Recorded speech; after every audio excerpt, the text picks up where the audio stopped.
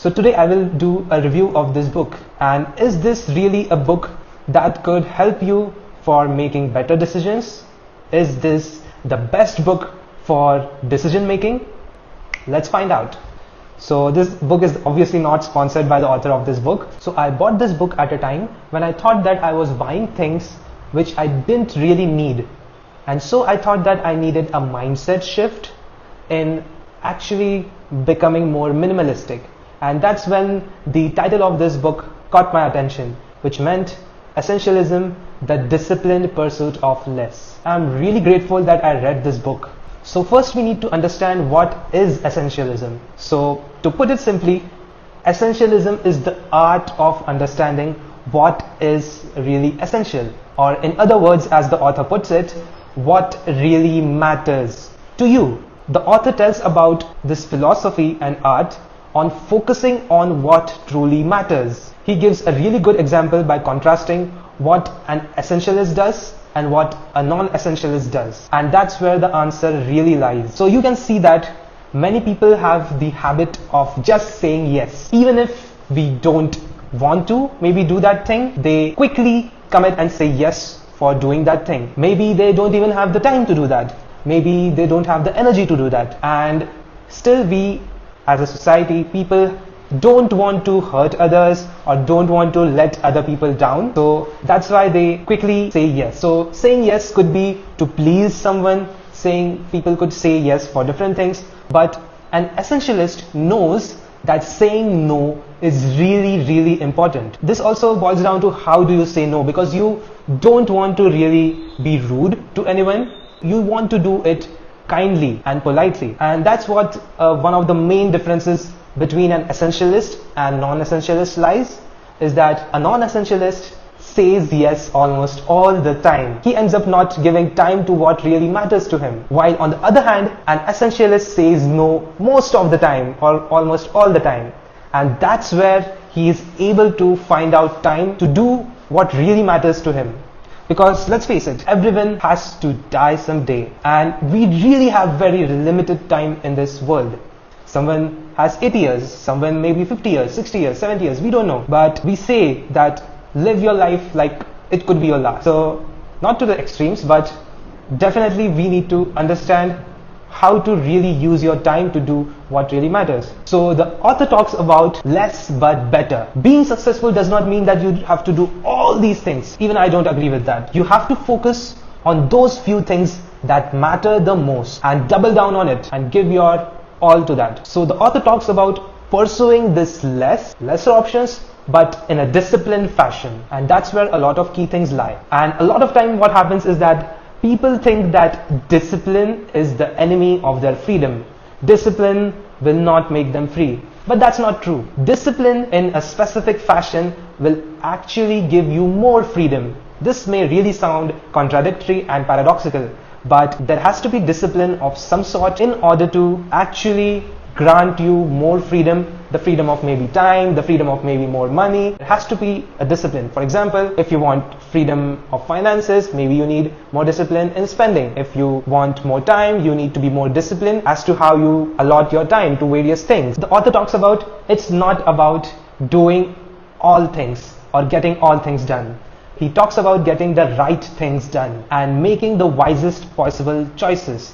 Now, it can be really hard to understand what is actually essential, and that's where the first step lies, is to become more aware of what really matters. That's the first step, because if you don't become aware of what really matters to you, you would not be able to focus on making decisions that take you to implement those things. So the first step of awareness is really important. So the answer would lie generally in understanding who you really are, what you really want to do and what you really don't want to do. Then once you become aware of what really matters, you have to focus on those few things that really matter and you eliminate things that don't matter. And then when you are focusing on doing what really matters, you have to make execution of those things really effortless. So this could sound very similar to Atomic Habits book, in which they talk about doing things, the good habits, you actually executing things that are good habits more effortless, so that it is easier to do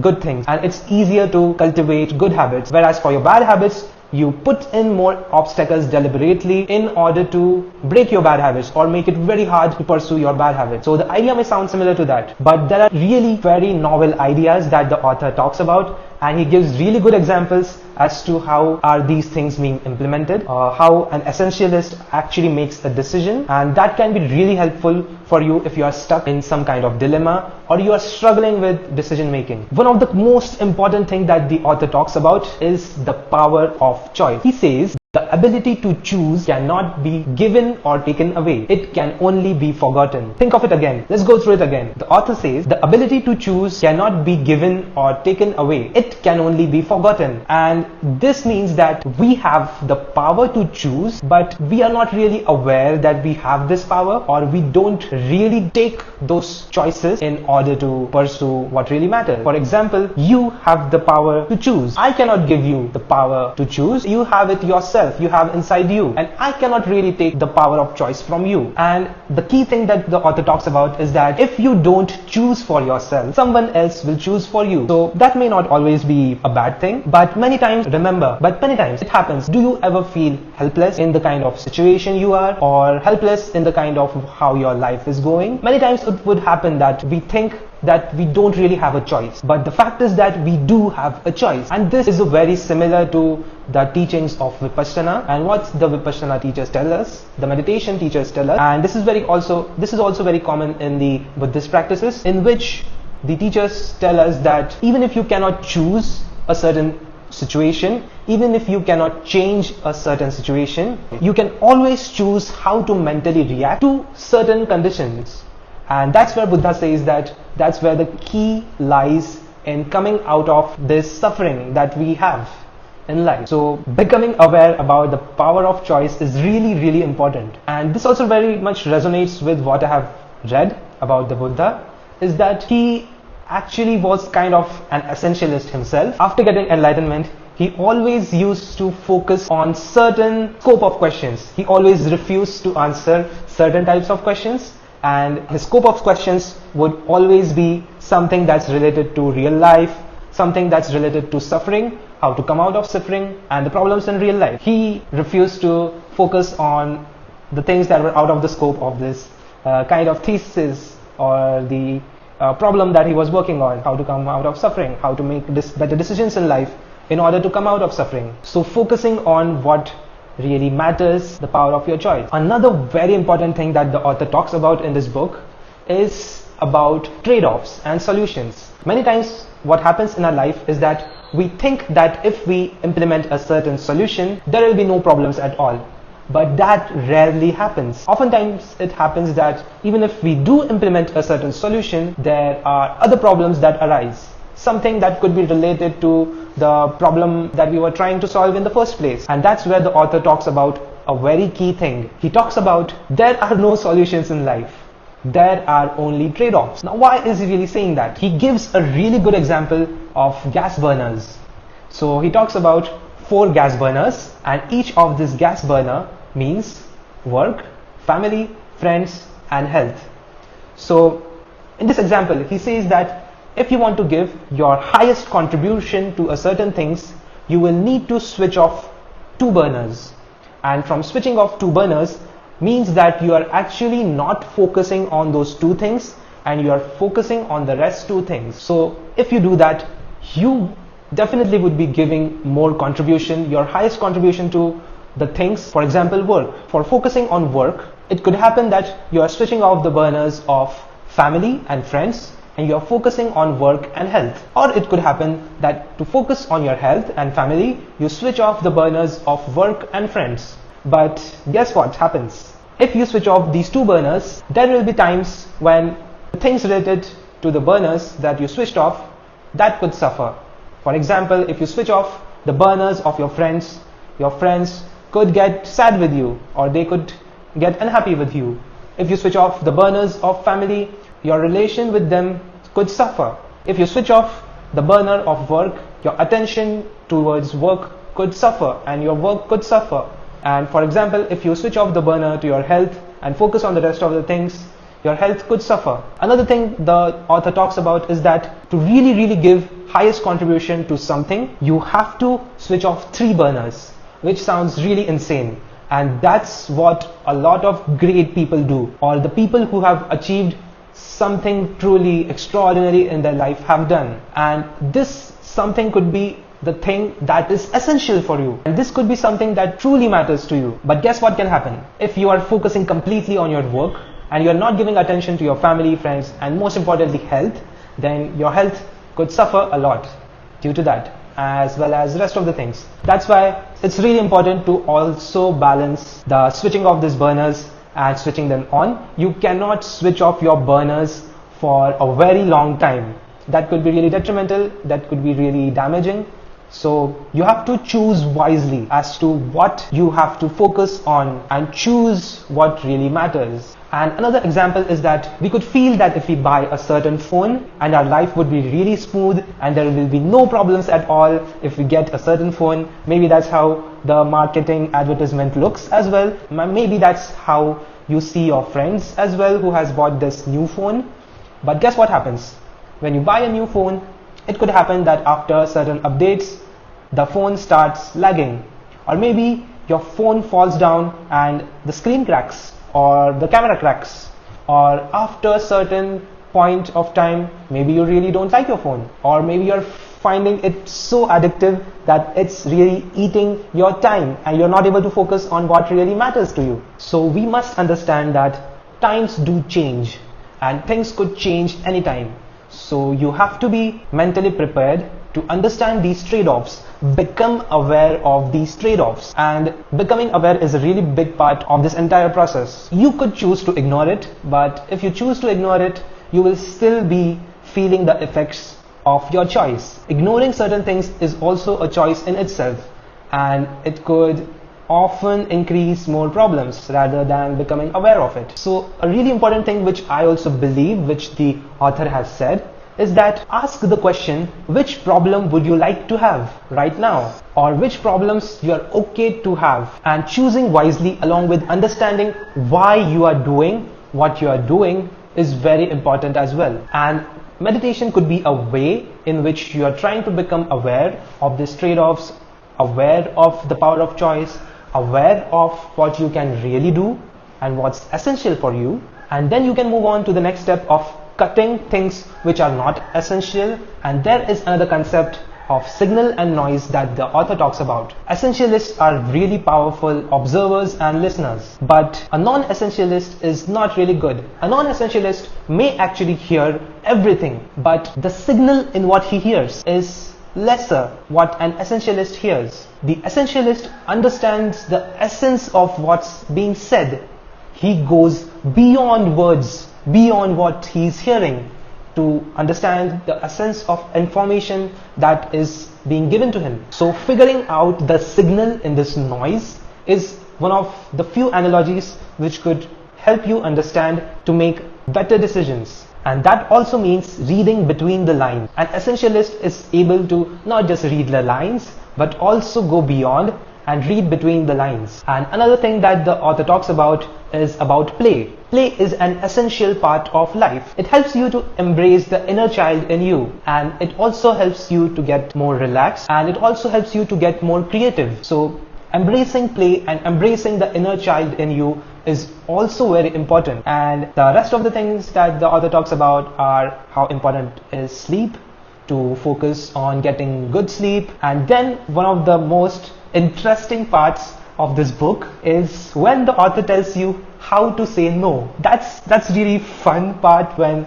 the author comes up with different examples and he tells at least 10 to 15 different types of ways in which you can say no to people, and every one of them is a way in which you want to be more polite, you want to be kinder to them, because let's face it, if you say no, it's probably that people are going to be unhappy with you, and probably they are not going to like you for that. So there is a really big trade-off, like an important trade-off he talks about between popularity and respect. What do you really prefer? So saying no could make you unpopular for sure, but saying no would also gain you respect from the same people. Why?